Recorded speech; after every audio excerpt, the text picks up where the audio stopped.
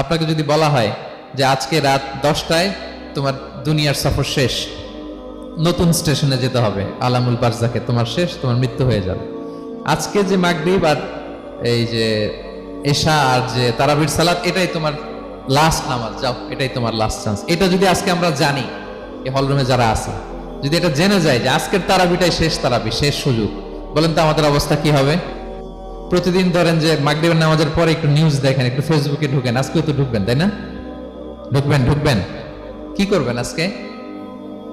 আল্লাহ সব বাদ দিয়ে অজু করে আতর মেখে জায়নামাজটা ভিজিয়ে দীর্ঘ কিয়ামুল লাইল করবেন, সিজদায় পড়ে চোখের পানি দিয়ে জায়নামাজ ভিজিয়ে দেবো আমরা, ঠিক কিনা? কারণ আমি নিশ্চিত হতে পেরেছি এটাই আমার শেষ নামাজ।